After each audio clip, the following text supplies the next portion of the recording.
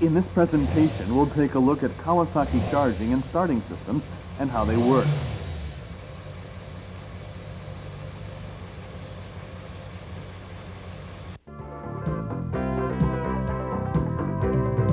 Let's cover charging systems first.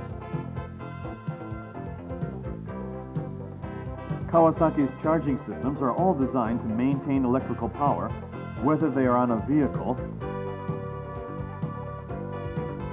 a watercraft,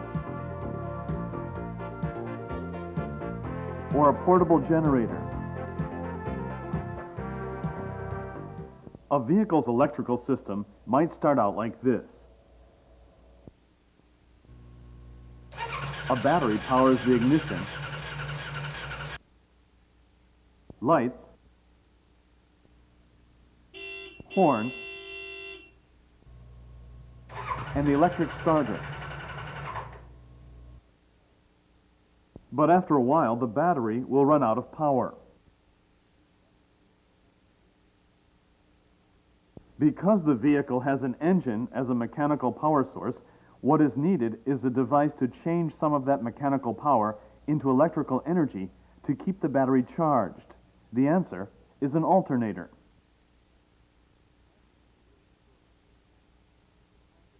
The alternator works through a rectifier to supply the direct current needed by the vehicle's electrical system.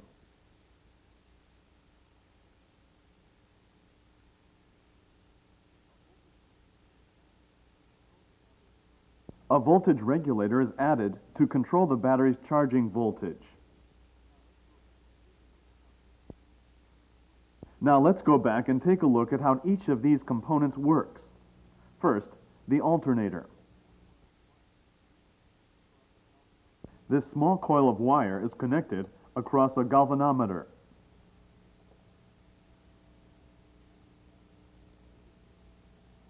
If we move a magnet past it, the meter shows that a current is generated in the wire.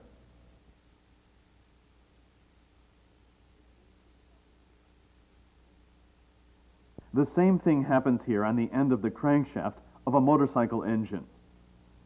The crankshaft has a rotor containing permanent magnets. The stator has coils of wire wrapped on it. As the magnets rotate past the stator coils, the alternator generates an electrical current. This is called a permanent field alternator and is used mainly on watercraft, ATVs and mules, and entry-level street-legal motorcycles. The Vulcan 88 and 750 also have this type of alternator. The power delivered by a permanent field alternator is limited by the strength of the magnets and the number of turns of wire in the stator coils. More power means that stronger and therefore heavier and more expensive magnets and more coils of wire are needed. Another solution is to use electromagnets. With an electromagnet, the magnetic field is produced by passing an electric current through a coil of wire called a rotor coil.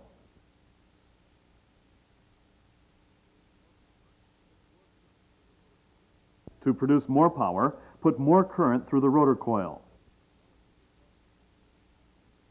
This system is relatively lightweight, and controlling the current flow through the rotor coil controls the alternator output.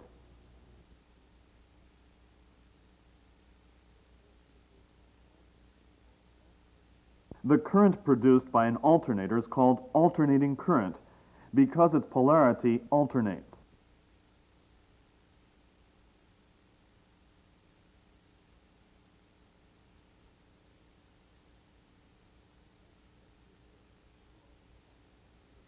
Magnets have two poles, north and south, like the Earth. When one pole goes by the stator coil, the current generated in the coil flows one way. When the other pole goes by, the current flows in the opposite direction. Alternating current is fine for lighting lights, but for charging the battery, we'll need direct current, so we'll include a rectifier. A rectifier is an electronic device called a diode. It allows current to flow through it in only one direction.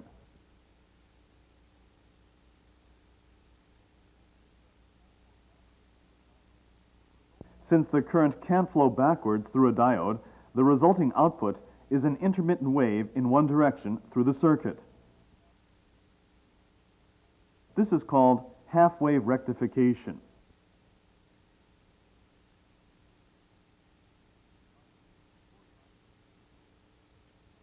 By arranging 4 diodes in a bridge, we can allow the current to flow through the circuit all the time and always in the same direction. The result is pulsating direct current. This is called full-wave rectification. Now we have all the current flow going in the same direction, but the pulsations are large.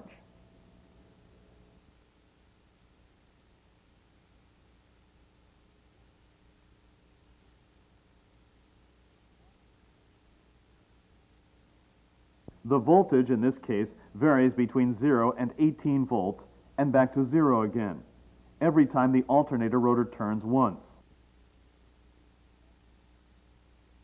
This system has a single-phase alternator. The voltage goes through a single phase with each turn of the rotor.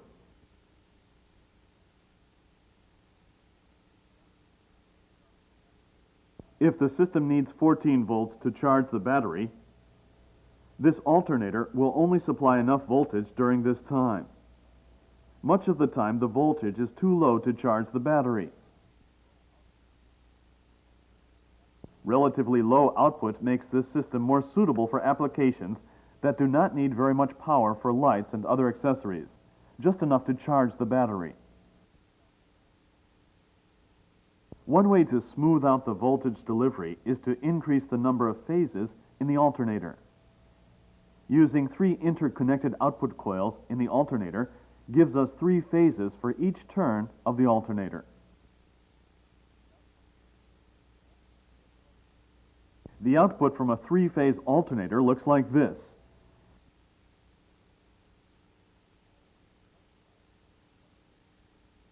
And when it is rectified, it looks like this.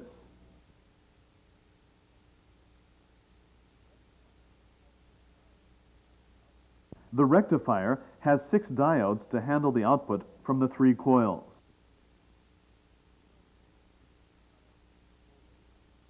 Current flow through the 6-diode bridge full-wave rectifier looks like this. The voltage is more nearly level than with a single-phase alternator, allowing more electrical devices to be powered and still charge the battery. The final component in the charging system is the voltage regulator. The faster the alternator turns, the higher the output voltage.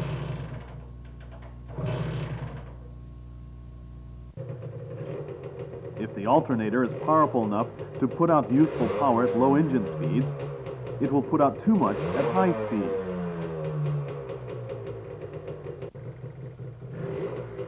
The regulator limits the voltage to a safe maximum.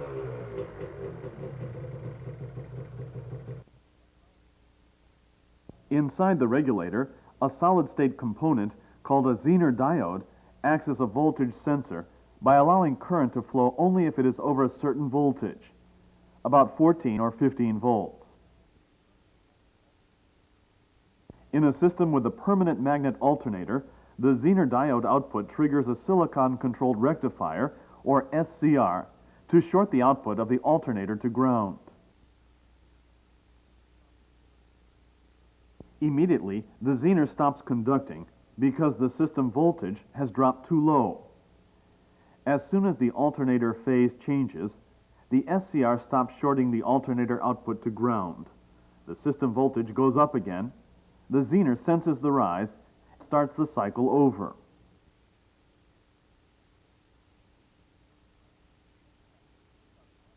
This system works well, except that it puts out maximum alternator power, whether the system needs it or not. The engine power needed to turn the alternator is always at maximum as well. The excited field alternator system is more efficient. The voltage regulator works by cutting the current to the rotor coil to limit alternator output voltage.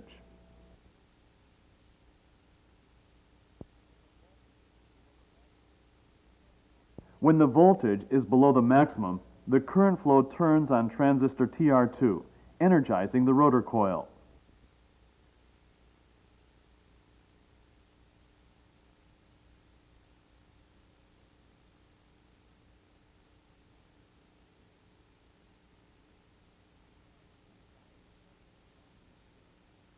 When the Zener diode senses the maximum voltage, it allows current to flow, turning on TR1, which turns off TR2, stopping the current flow to the rotor coil. With the loss of field current, the magnetic field strength drops and the voltage output of the alternator falls. Now the Zener stops conducting and the transistor turns back on.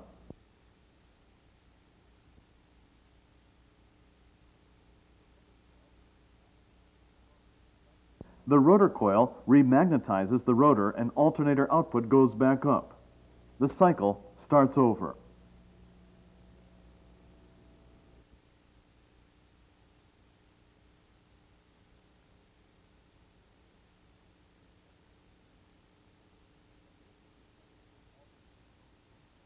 In the basic excited field alternator shown so far, the field is powered by the battery. This system is used on the medium and large size motorcycles. A variation of this system uses another set of diodes in the rectifier to power the field directly from the alternator. This is called a stator excited field.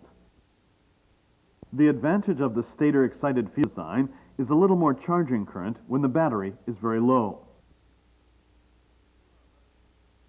This system is used on the ZR1100 and ZG1200.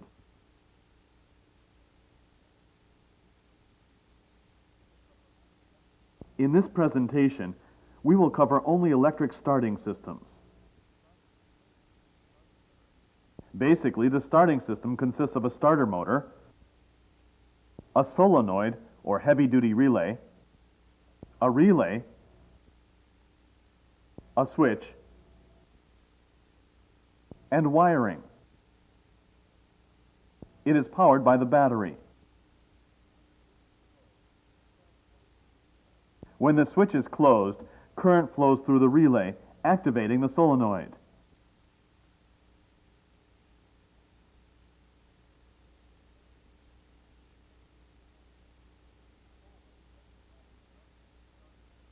The solenoid connects the battery directly to the starter motor, which turns to start the engine.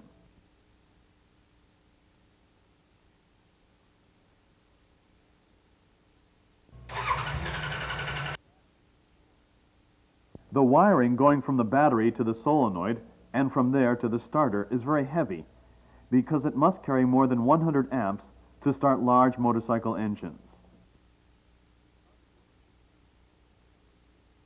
The starter motor may turn the engine through a gear train and a torque limiter clutch, as on this motorcycle engine.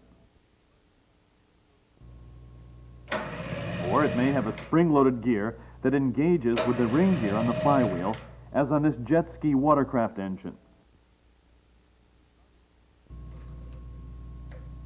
The starter systems on modern motorcycles have a few more components as well.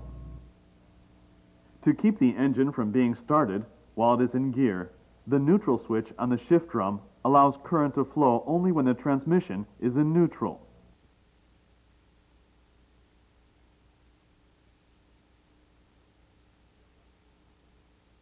It is the same switch that lights the neutral light.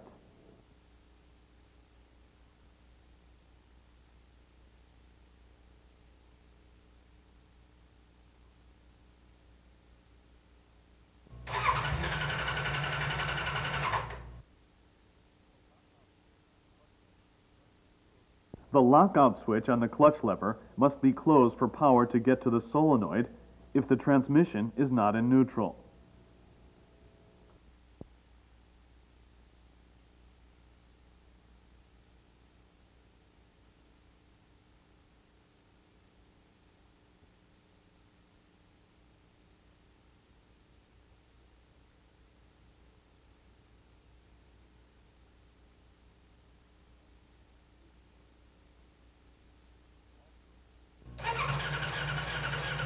Also, the ignition switch must be turned on, and the engine stop switch must be turned on. In addition, some models, the ZX600D and E for example, have a lead to the ignition unit which lowers the minimum RPM at which the igniter will fire the spark plugs while the starter is cranking the engine. This allows the igniter unit to retard the ignition timing and lower the stress on the starter drivetrain. Also, the starter circuit in motorcycles with an electric fuel pump have a lead which turns on the pump when the starter is cranking the engine. If the engine does not start right away, the pump turns off when the starter button is released.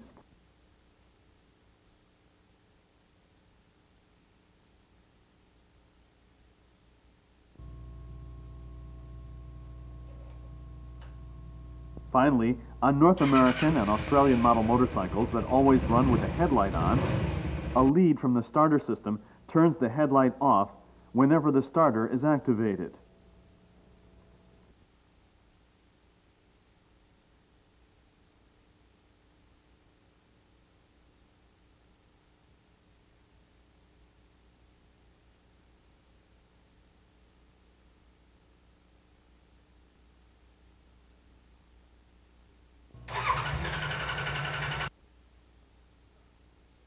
When the ignition switch is first turned on, the headlight does not come on until the starter button is released.